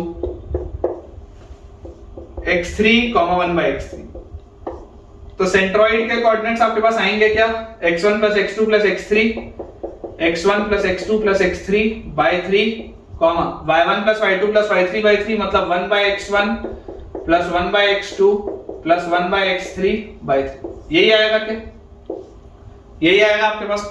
अब जो आपके पास बेटा इक्वेशन दिया हुआ है, इक्वेशन क्या दिया हुआ है? x cube minus 3p x square, x cube minus 3p x square plus 3qx minus 1 equal to 0, x cube minus 3p x square plus 3qx minus 1 equal to 0। तो यार इस इक्वेशन के आपको देखो रूट्स क्या दिए हुए हैं? इस इक्वेशन के बच्चों आपको रूट्स दिए हुए हैं x1 x2 एंड x3। इस इक्वेशन के आपको रूट्स दिए हुए हैं x1 x2 एंड x3। तो यार सम ऑफ रूट्स मेरे पास क्या आ रहा है? Sum of roots x1 plus x2 plus x3, sum of roots क्या आ रहा है? माइनस b by a, मतलब कि 3p। सम ऑफ रूट्स तो यही है। उसके बाद sum of product of roots taken 2 at a time, मतलब कि sigma x1 x2, quadratic equation में पढ़े हो तुम, सिग्मा x1 x2 मतलब x1 x2 plus x1 x3 plus x2 x3। तो sum of product of roots taken 2 at a time क्या आ जाएगा? Minus b by a c by a, मतलब कि 3q, और प्रोडक्ट ऑफ रूट्स मतलब कि x1 into x2 into x3, तो minus b by c by minus d by a मतलब कि 1। ये आपके पास दिया हुआ है। तो मुझे निकालना क्या है? g के कोऑर्डिनेट्स निकालने। तो g के कोऑर्डिनेट्स ये क्या लिखा हुआ है? जैसे सिग्मा x1 अपॉन 3, कॉमा ये क्या लिखा हुआ है? यहां पर देखो जैसे ही आप एलसीएम लोगे, एलसीएम लेते ही बेटा आपके पास आ जाएगा यहां पर x2 x3 by x1 x2 x3, फिर यहां पर आपके पास आ जाएगा x1 x3 by x1 x2 x3, यहां पर आपके पास आ जाएगा x1 x2 by x1 x2 x3। तो यार मुझे ऐसी चीज समझ में आ रही है कि ये लिखा हुआ है sigma x1 x2 divided by ये 3 तो है ही नीचे, और फिर नीचे लिखा हुआ है x1 into x2 into x3, ये लिखा है यार आपके पास। ये चीज आपके पास लिखी है बेटा। एलसीएम बस ले लो, सिर्फ एलसीएम लो, ये दिख जाएगा तुमको। तो सेंट्रॉइड के कोऑर्डिनेट्स मेरे पास आ गए, sigma x1 is 3p, 3p by 3 is p, sigma x1 x2 is 3q upon 3 into product of roots is 1। तो यार ये तो 3 से 3 गया, तो p, q आ रहा है इसका आंसर। मतलब कि इसका जहां पर भी बच्चों सेंट्रॉइड होगा ना, सेंट्रॉइड होता कहां है? सेंट्रॉइड होता है मीडियंस के इंटरसेक्शन वाले पॉइंट पे। सेंट्रॉइड हमारे पास आता है मीडियंस के इंटरसेक्शन वाले पॉइंट पे। तो यहां पर बेटा ये जो पॉइंट आएगा आपके पास centroid, this centroid G will be P, Q। इस सेंट्रोइड के कोऑर्डिनेट्स आपके पास आ जाएंगे बेटा P, Q। ठीक है, आई होप आपको ये सवाल अच्छे से समझ में आया हो और ये वाला बेटा आपको कंसेप्ट भी अच्छे से क्लियर हो गया हो। देखिए बेटा नेक्स्ट अपने पास जो क्वेश्चन लिखा है उसमें दिया हुआ है फाइंड द कोऑर्डिनेट्स ऑफ सर्कमसेंटर। ठीक है, एक बार आपको मैं और करके दिखा देता हूं अगर आपको लास्ट वाला याद ना भी हो तो। Find the coordinates of circumcenter and orthocenter भी चलो निकालेंगे। find the coordinates of circumcenter and orthocenter। find the coordinates of circumcenter and orthocenter for a triangle whose vertices are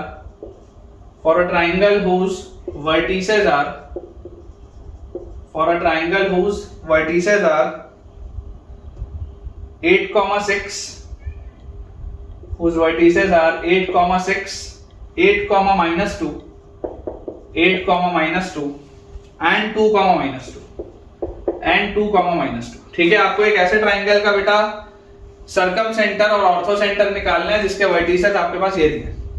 अब ऑल्दो मैं ये बात जानता हूं कि ये राइट एंगल ट्राइंगल है क्योंकि मैंने सवाल दिया है तो मेरे को पता है कि ये राइट एंगल ट्राइंगल है। ठीक है, मेरे को पता है। तुम अगर डिस्टेंस फॉर्मूला लगा के देखोगे तो पाइथागोरस थ्योरम से तुम्हारे पास राइट एंगल ट्राइंगल आ जाएगा। लेकिन मैं आपको इसको राइट एंगल ट्राइंगल से नहीं निकलवाना चाहता। मैं चाहता हूं कि आप इमेजिन करिए कि ये कोई भी एक जनरल ट्राइंगल है। ठीक है, कोई भी अगर बेटा ये जनरल एक ट्राइंगल हो तो जरा आप मुझे सोच के बताओ कि मैंने आपको तरीका क्या बताया है। मैंने आपको बेटा ये तरीका बताया है कि अगर आपके पास ये वर्टिसेस हैं ABC और अगर ये इसका सर्कमसेंटर है O, अगर बेटा ये इसका सर्कमसेंटर है O, तो आपको एक बात पता होनी चाहिए कि OA, OB और OC तीनों बराबर होंगे रेडियस R के। ठीक है, OA, OB और OC तीनों के तीनों रेडियस R के बराबर होंगे। मतलब कि आप बोल सकते हैं late us say this is vertex A, this is vertex B, this is vertex C। तो आप यहां से बोल सकते हैं कि OA square will be equal to OB square and OA square will be equal to OC square.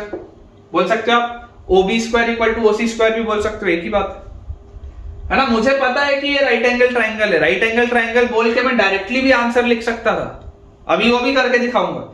लेकिन मैं आपको बोल रहा हूं कि इन केस मान लो अगर ये कोई जनरल ट्राइंगल होता तो जनरल ट्राइंगल में अप्रोच क्या होता मैं आपको वो सिखा रहा हूं। आंसर सेम आएगा दोनों मेथड से। तो यहां से बेटा देखो आपको ये चीज क्या पता चलती है कि जैसे ही आप बोलते हो OA square is equal to OB square, तो OA स्क्वायर मतलब क्या होगा, आपके पास OA आ जाएगा सर्कमसेंटर। आप सर्कमसेंटर के कोऑर्डिनेट्स आप मान लीजिए बच्चों A, B। आपको नहीं पता क्या है, स्मॉल a, स्मॉल b मान लो या x, y मान लो। किसी को अगर हो सकता है कंफ्यूजन आ जाए कि सर स्मॉल a तो साइड होता है, आप इसको ऐसा करो x, y मान लो, कोई दिक्कत नहीं। तो अगर आप इसको x, y मानते हैं तो OA square will be root over, या रूट तो हट जाएगा, OA square will be x - 8 का स्क्वायर प्लस y - 6 का square is equal to OB square will be x - 8 का स्क्वायर प्लस y + 2 का स्क्वायर। यही आएगा OA square equal to OB square से। तो यार यहां से x - 8 का स्क्वायर और x - 8 का स्क्वायर तो कट गया। तो यहां से आपके पास आ गया y square - 12y plus 36 is equal to y square plus 4y plus 4। y square से y स्क्वायर भी गया, एक साइड ले जाएंगे तो 16y will be equal to 32। तो यार यहां से y की वैल्यू तो 2 आ गई, y की वैल्यू तो 2 आ गई। अच्छा, अगर मैं OA square is equal to OC square को सॉल्व करूं तो OA square will be x - 8 का स्क्वायर प्लस x1 - x2 का स्क्वायर प्लस y1 - y2 का स्क्वायर, तो y - 6 का square is equal to OC square मतलब x - 2 का स्क्वायर प्लस y + 2 का स्क्वायर। यही अपने पास आएगा। ठीक है क्या, OA square equal to OC square. तो यार यहां से आप देखो इसको एक्सपैंड करोगे तो आपके पास आ जाएगा बेटा x - 8 मतलब x square - 16x plus 64, x square - 16x plus 64। y की वैल्यू 2 आ चुकी है, 2 - 6 इज -4, -4 का square is 16 is equal to x - 2 का स्क्वायर मतलब x square - 4x plus 4, x square - 4x plus 4 और प्लस y की वैल्यू 2 है तो 2 + 2 4 का स्क्वायर 16, 16 से 16 गया, x स्क्वायर से x स्क्वायर गया, एक साइड लेके जाऊंगा तो 12x will be equal to 60। तो यार यहां से x का वैल्यू तो कितना आ गया, 12x इज इक्वल टू आपके पास आएगा 60। तो बच्चों यहां से आपके पास x का वैल्यू आ जाएगा 5। इसका मतलब कि बेटा आपके पास जो सरकम सेंटर है, सरकम सेंटर के देखो आपके कोऑर्डिनेट्स क्या निकले, सरकम सेंटर के कोऑर्डिनेट्स आ गए 5,2। ठीक है, सरकम सेंटर के कोऑर्डिनेट्स आ गए 5,2। सरकम सेंटर तो मैंने निकाल लिया। अब मुझे बोला जा रहा है कि आप ऑर्थो सेंटर ही बताओ। मैं आपको बोलता हूं मुझे अभी तक नहीं पता है कि ये राइट एंगल ट्राइंगल है। मैं तो ऐसा मान के चल रहा हूं कि ये कोई जनरल ट्राइंगल है, कोई भी जनरल ट्राइंगल। मेरे को नहीं लगता कि ये राइट ट्राइंगल है, मेरे को नहीं पता। तो मैंने मेहनत करके सरकम सेंटर तो निकाल लिया। अगर कोई भी ट्राइंगल होता तो तुम मेहनत करके सरकम सेंटर तो निकाल सकते थे डिस्टेंस फार्मूला से। अप्रोच हमेशा यही रहेगा, फॉर्मूला रट्टा नहीं मारना है कभी भी। जो लिखा था x1 sin 2 x2 sin 2 x3 sin 2 c by sigma sin 2 है, कभी नहीं रटना है। अप्रोच हमेशा ये है सरकम सेंटर का। इसके बाद अगर बेटा मैं बात करूं कि यार बताओ सेंट्रॉइड क्या है, सेंट्रॉइड क्या होगा, पूछा नहीं जा रहा है लेकिन निकालो, पूछा नहीं जा रहा है लेकिन निकालो सेंट्रॉइड क्या। तो सेंट्रॉइड तुम बोलोगे x1 plus x2 plus x3 by 3, तो 8 और 8 16, 16 और 2 18 by 3 6, y1 plus y2 plus y3 by 3, तो 6 minus 2 4 minus 2 2 by 3। यही आएगा क्या सेंट्रॉइड। पूछा नहीं जा रहा था लेकिन मैंने निकाल लिया। क्यों निकाला, इसलिए निकाला क्योंकि सरकम सेंटर मेरे पास है, सेंट्रॉइड मेरे पास है, तो क्या HGO का यूज करते हुए ऑर्थो सेंटर नहीं निकाल सकता क्या। सरकम सेंटर मेरे पास है, सेंट्रॉइड मेरे पास है, तो क्या मैं HGO का यूज करते हुए ऑर्थो सेंटर नहीं निकाल सकता। बिल्कुल निकाल सकता हूं। कभी भी ऑर्थो सेंटर अगर बेटा जनरल ट्राइंगल का निकालने कहा जाए, कभी भी अगर आपको ऑर्थो सेंटर एक जनरल ट्राइंगल का निकालना जाए, आपको अप्रोच यही करना है। आप पहले सरकम सेंटर निकालो डिस्टेंस फार्मूला लगा के, सेंट्रॉइड निकालो और फिर HGO लगाओ। तो HGO क्या बोलता है, HGO बोलता है this is H, this is G, this is O। हमको ऑर्थो सेंटर नहीं पता, लेट अस से ऑर्थो सेंटर के कोऑर्डिनेट्स आर, मान लेते हैं m, n। ठीक है, ऑर्थो सेंटर के कोऑर्डिनेट्स मान लेते हैं m, n। सेंट्रॉइड के कोऑर्डिनेट्स मुझे दिए हुए हैं 6, 2/3। सरकम सेंटर के कोऑर्डिनेट्स मेरे पास हैं 5, 2। मुझे अभी तक नहीं पता है कि ये राइट ट्राइंगल है। मैं आपको सिर्फ ये अगर सॉल्व करने बोलूं तो आपको पता है centroid divides orthocentre and circumcentre in the ratio 2:1। तो बोलो आप क्या बोलोगे, 6 will be equal to m1 x2 मतलब 2 into 5 plus m2 x1 मतलब 1 into m upon m1 plus m2 is 3। तो यार यहां से देखो 6 into 3 18 और -10, m की वैल्यू 8 आ गई क्या, देख लो आप। 6 into 3 18 -10, आपके पास m की वैल्यू 8 आ गई। वैसे ही बेटा y कोऑर्डिनेट है 2/3, 2/3 will be equal to m1 y2 मतलब 2 into 2 plus m2 y1 मतलब 1 into n upon m1 plus m2 is 3, 3 से ये 3 कटा, तो n की वैल्यू क्या आ गई 2 और -4, 2 into 2 क्या होता है 4, तो 2 - 4 is -2। तो यार ये तो देखो m, n क्या आ रहा है 8, -2 आ रहा है। ऑर्थो सेंटर आपके पास क्या है निकल के, orthocentre comes out to be 8, -2। Orthocentre के कोऑर्डिनेट्स आपके पास आ रहे हैं 8, -2 है क्या। ऐसा देखो कोऑर्डिनेट एक दिया है क्या, ये बात देख लो 8, -2 दिया हुआ है। मैं तो आपको बोल रहा हूं ऑर्थो सेंटर अगर ट्राइंगल के ऊपर लाई कर रहा है मतलब ट्राइंगल राइट एंगल ट्राइंगल है। मैं तो आपको बोल रहा हूं, मुझे तो डे 1 से मतलब डे 1 बोल रहा हूं, मुझे तो पिछले 10 मिनट से पता था कि यार ये ट्राइंगल राइट एंगल ट्राइंगल है, मुझे पता था। लेकिन मैं आपको सिर्फ ये दिखा रहा था कि अगर कोई जनरल ट्राइंगल भी हो तो आपको अप्रोच कैसे करना है। अब देखिए अगर मान लो आपको इस बात का बेटा आइडिया पहले से ही होता कि यार ये जो है वो राइट एंगल ट्राइंगल है, अगर आपको पहले से इस बात का आइडिया होता कि ये एक राइट एंगल ट्राइंगल है, तो आप क्या करते, आप बेटा जल्दी जल्दी से डिस्टेंस फार्मूला लगाते। डिस्टेंस फार्मूला लगाने के लिए बेटा आप बोलते हैं यहां से, देखो यहां पर अपन कर देते हैं AB के बीच की दूरी देखो कितनी दिख रही है, 8 और 8 तो सेम है, 6 और -2 के बीच की दूरी 8 है, AB 8 आएगा लेंथ में। BC के बीच की दूरी कितनी दिख रही है, BC के बीच की, तो ये -2 है, -2 है, बिल्कुल सही है, 8 और 2 के बीच में दूरी 6 है। और AC के बीच में दूरी कितनी दिख रही है, A से लेकर C तक, तो 8 - 2 मतलब 6 का स्क्वायर 36 और 6 - -2 मतलब 6 + 4 10 का स्क्वायर, तो ये आ जाएगा आपके पास 100। ठीक है ना, एक सेकंड देख लेते हैं, 8 - 2 6 का स्क्वायर आपके पास आएगा 36 प्लस 6 - -2 8 का स्क्वायर 64। तो यार ये तो 100 आ रहा है, मतलब ये 10 आ रहा है। AC का वैल्यू आपके पास क्या आ जा रहा है, 10 आ जा रहा है। पाइथागोरस थ्योरम देख लो, वैलिड हो रहा है ना पाइथागोरस थ्योरम। ये आपके पास A आएगा, ये आपके पास C आएगा, ये आपके पास B आएगा। AB का वैल्यू आपके पास आएगा 8, AC का वैल्यू आपके पास बच्चों आएगा यहां से 10 और BC का वैल्यू आपके पास आएगा 6। और ये जो वर्टेक्स B है आपका, वर्टेक्स B देख लो आपके पास आएगा राइट एंगल ट्राइंगल वाला। तो यहां से आप ये चीज तो डायरेक्टली बोल सकते हो कि ऑर्थो सेंटर वर्टेक्स B पे लाई करेगा, वही मैंने मेहनत करके आंसर भी निकाला। ऑर्थो सेंटर मैंने वर्टेक्स B पे बोला, वही मैंने मेहनत करके देखो आंसर निकाला। और सरकम सेंटर बच्चों आपको एक बात पता है कि सरकम सेंटर राइट ट्राइंगल में कहां होता है? हाइपोटेनियस के मिड पॉइंट पे होता है। राइट ट्राइंगल के केस में सरकम सेंटर कहां आता है? सरकम सेंटर आता है हाइपोटेनियस के मिड पॉइंट पे। तो जरा ए और सी का मिड पॉइंट देखो, 8 + 2 10/2 5 और 6 - 2 4/2 is 2 5,2 देख लो वही आ रहा है सरकम सेंटर। आंसर्स मैच हमेशा होंगे, कंसेप्ट्स क्लियर होना बहुत जरूरी है। ठीक है, ये चीज बेटा आपको कैसी लगी मुझे बताइएगा। अगला बेटा अपने पास जो क्वेश्चन लिखा है उसमें दिया है the midpoints of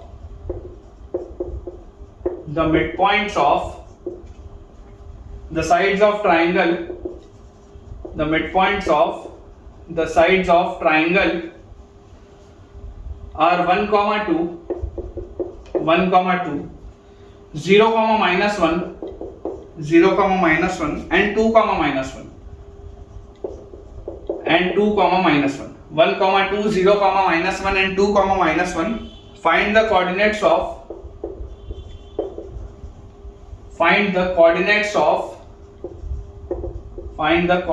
of its vertices, find the coordinates of its vertices। बोला बेटा आपको ये जा रहा है कि अगर आपके पास एक ट्राइंगल के मिड पॉइंट्स का अगर आपके पास बेटा कोऑर्डिनेट दिया हुआ है तो वर्टिसेस का क्या कोऑर्डिनेट होगा। बोलने का सेंस क्या है, देखो मैं आपको समझा देता हूं कि इमेजिन करिए आपके पास बेटा ये एक ट्राइंगल है एबीसी। इस ट्राइंगल एबीसी में बेटा इनके जो मिड पॉइंट्स होंगे, इनके मिड पॉइंट्स का आपके पास कोऑर्डिनेट दिया हुआ है। ठीक है, इनके मिड पॉइंट्स का आपके पास कोऑर्डिनेट दिया हुआ है कि late us say this is 1, 2 this is 0, -1 और उसके बाद दिस इज 2, -1। आपको बच्चों ये दिया हुआ है और आपसे पूछा जा रहा है कि आप ओरिजिनल जो ट्राइंगल के वर्टिसेस हैं वो बताइए। तो अप्रोच क्या है, आप मान लो वर्टिसेस हैं x1 y1 x2 y2 और x3 y3। मान सकते हैं क्या? बिल्कुल मान सकते हैं। तो यार यहां से देखो बेटा अपने को क्या समझ में आता है कि x1 + x2 y2, y1 + y2 y2, x1 + x2 y2, y1 + y2 y2, ये इसका मिड पॉइंट होना चाहिए। और कोऑर्डिनेट दिया क्या है? 1, 2 दिए। कोऑर्डिनेट आपको दिया क्या है? 1, 2 दिए। तो यार यहां से आप ऐसा नहीं बोल सकते क्या कि x1 + x2 जो होगा वो 2 × 1 2 के बराबर होगा, क्योंकि x1 + x2 y2 1 के बराबर होगा तो x1 + x2 2 के बराबर होगा। और यहां से आप बोल सकते हो कि y1 + y2 जो होगा, y1 + y2, तो y1 + y2 2 के बराबर है तो y1 + y2 will be equal to 4, y1 + y2 will be equal to 4। उसी तरीके से अगर मैं BC का मिड पॉइंट देखूं तो that will be x2 + x3/2, y2 + y3/2।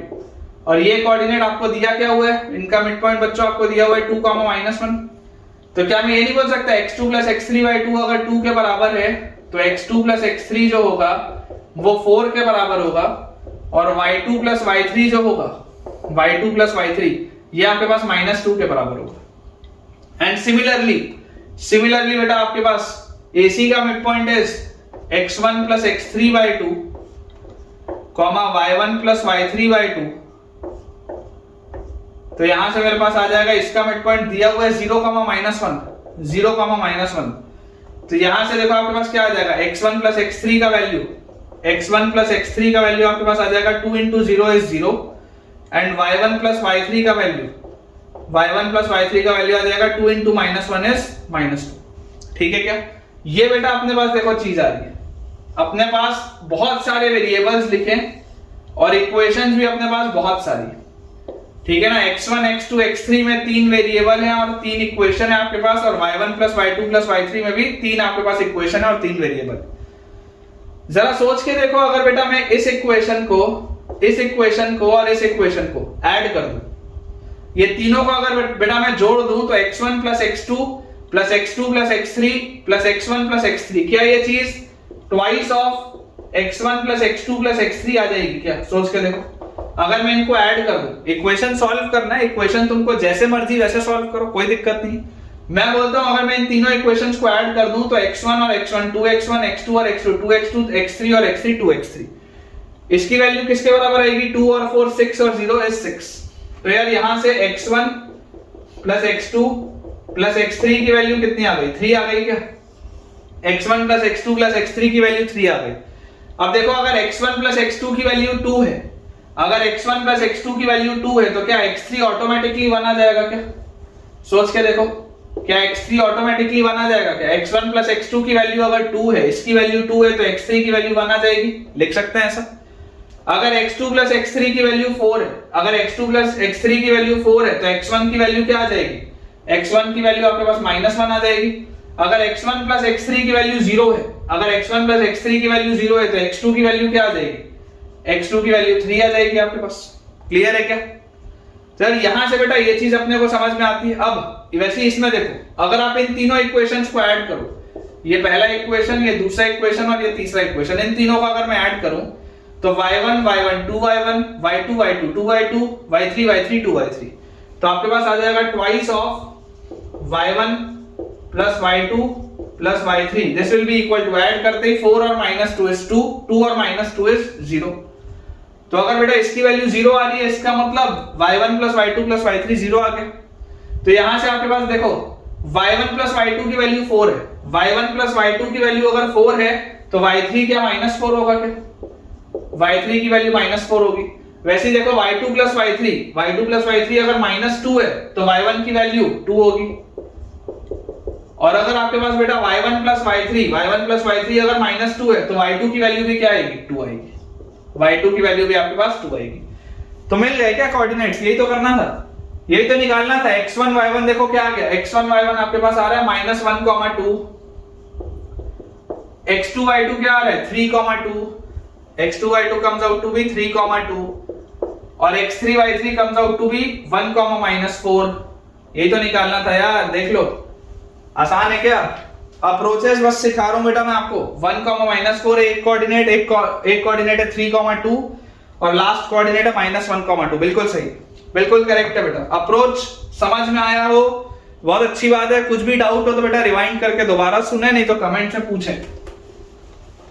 Next अपने पास बेटा जो क्वेश्चन दिया हुआ है उसमें लिखा है, स्टार लगा लेंगे, थोड़ा सा अलग तरीके का सवाल है। Orthocentre and circumcentre, orthocentre and circumcentre of triangle ABC are, orthocentre and circumcentre of triangle ABC are A, B and C, D, A, B and C, D. Orthocenter and circumcenter of triangle ABC are A, B and C, D. If the coordinates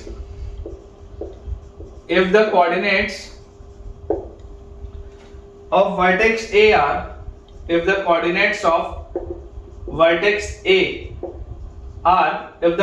of vertex A are x1, y1, if the coordinates of vertex A are x1, y1, then find the coordinates of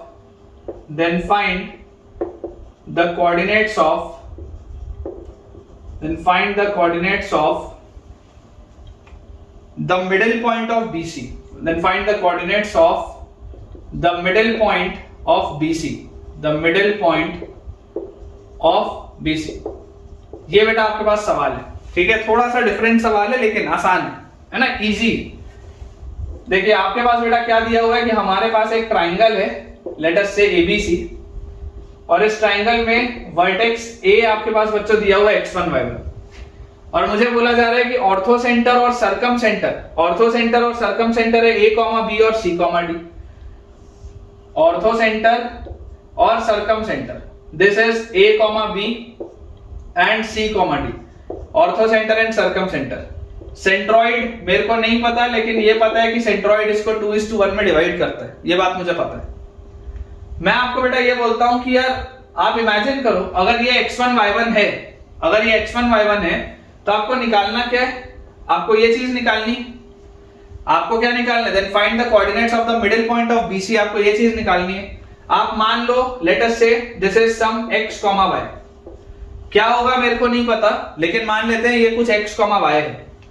तो यार मैं एक चीज जानता हूं, मुझे क्या पता है? मुझे ये चीज पता है कि अगर ये x, y है और अगर बेटा ये चीज आपके पास यहां पर दी हुई है, ये इसका मिडिल पॉइंट है, तो इसका आप सेंट्रॉइड कैसे निकालते हैं? सेंट्रॉइड हम कैसे निकालते हैं? तो सेंट्रॉइड का कोऑर्डिनेट हमारे पास निकलता, आपको पता है सेंट्रॉइड इस मीडियन को 2:1 में डिवाइड करेगी।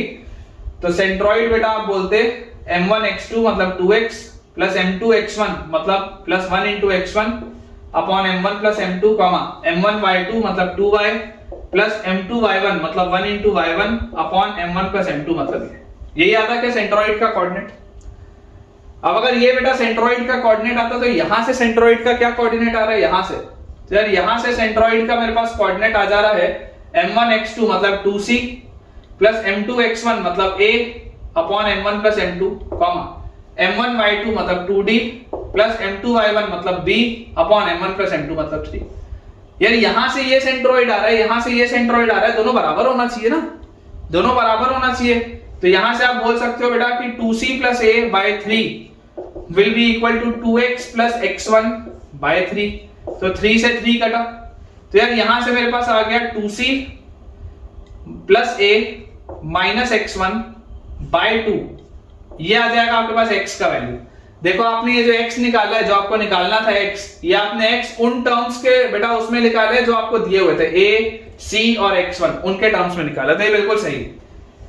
वैसे अगर मैं कंपेयर करूं तो मेरे पास आ जाएगा 2d plus b by 3 will be equal to 2y plus y1 by 3।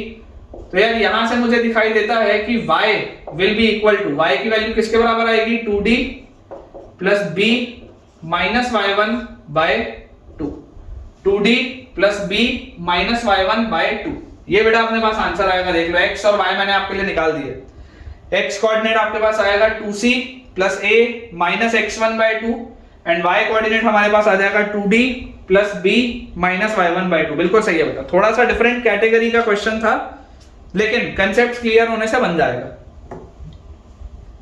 ठीक है बेटा, चलिए एक आखिरी सवाल देखते हैं, फिर अपना आज का लेक्चर अपन एंड करेंगे। क्वेश्चन अपने पास लिखा हुआ है, vertices of a triangle are 2, -2, vertices of a triangle are 2, -2, -2, 1 and 5, 2। ठीक है, find the distance between orthocenter and centroid। find the distance between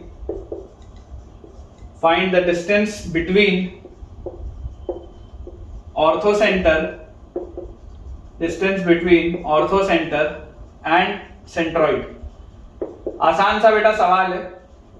देखो जनरली हमेशा कभी भी बेटा अगर आपसे ऑर्थोसेंटर या सर्कमसेंटर या सेंट्रॉइड की बात हो तो पहले आपको नेचर ऑफ ट्राइंगल देखना चाहिए। मैंने पिछले वाले सवाल में इसलिए नेचर ऑफ ट्राइंगल नहीं देखा था, मैंने डायरेक्टली सर्कमसेंटर इसलिए निकाला था क्योंकि इसमें मैं आपको बेटा वो चीज सिखाना चाहता था। लेकिन आप देखें कि वो भी निकल के क्या आया था, एक राइट ट्राइंगल आया था। तो सबसे पहले आप नेचर ऑफ ट्राइंगल देखिए कि नेचर ऑफ ट्राइंगल क्या। अगर मान लीजिए ये एक अच्छा ट्राइंगल हुआ, एक अगर अच्छा बेटा ये ट्राइंगल हुआ तब तो इसमें डायरेक्ट आंसर आ जाएगा, और अगर कोई जनरल सा ट्राइंगल हुआ तब तो फिर मेहनत करके सब कुछ इसमें निकालना पड़ेगा। तो देखिए आपके पास मान लेते हैं वर्टेक्स ए अपन दिया हुआ है 2, -2, वर्टेक्स बी अपन बच्चों मान लेते हैं -2, 1 और वर्टेक्स सी को अपन मान लेते हैं 5, 2। ठीक है, तो यार यहां से ए बी क्या आएगा, A B will be root over A x1 - x2 का होल स्क्वायर मतलब 2 + 2 4 का स्क्वायर 16 प्लस y1 - y2 का होल स्क्वायर, तो -2 - 1 इज -3 का स्क्वायर 9, तो 25 पे तो 5 आ जाएगा। AC क्या आएगा, AC root over x1 - x2 का होल स्क्वायर मतलब 5 - 2 3 का स्क्वायर 9 प्लस 4 का स्क्वायर 16, यार ये भी 5 आ रहा है, आइसोसेलेस तो हो गया। और BC कितना आ रहा है, BC आ रहा है रूट ओवर 5 + 2 7 का स्क्वायर 49 और 2 - 1 मतलब 1 का स्क्वायर 1, यार ये तो रूट 50 आ रहा है। रूट 50 क्या होता है, व्हाट इज रूट 50, रूट 50 होता है बच्चों 5√2 होता है ये। इसका मतलब ये बेटा आपके पास क्या आ जा रहा है, राइट एंगल ट्राइंगल आ जा रहा है। आप देख लो राइट ट्राइंगल आ रहा है ये। अगर आप ध्यान से देखेंगे इफ दिस इज वर्टेक्स ए, एक सेकंड वर्टेक्स ए मत मानो अभी, पहले देख लो लॉन्गेस्ट साइड क्या है BC है, तो this will B B, C and this is a. तो AB का वैल्यू है 5, AC का वैल्यू है 5, हाइपोटेनियस आपके पास आ रहा है 5√2, करेक्ट। और राइट एंगल ट्राइंगल भी ऐसा वैसा नहीं, isosceles right angle, isosceles right angle. Isosceles right angle तो बहुत ही अच्छा ट्राइंगल है, आसान सा इसका आंसर होता है। ऑर्थो सेंटर कहाँ आएगा? Ortho centre will be at vertex A, मतलब कि 2, -2 आपका ऑर्थो सेंटर होगा। मिल गया ऑर्थो सेंटर तो। और सेंट्रॉइड निकालना तो हमको आता ही है। सेंट्रॉइड का कोऑर्डिनेट क्या आएगा? सेंट्रॉइड विल बी क्या आ जाएगा बोलो? 2 -2 0 और +5, तो 5/3 कॉमा -2 +1 मतलब -1 और +2, तो -1 और +2 इज 1, तो 1/3। ये आ गया आपके पास सेंट्रॉइड।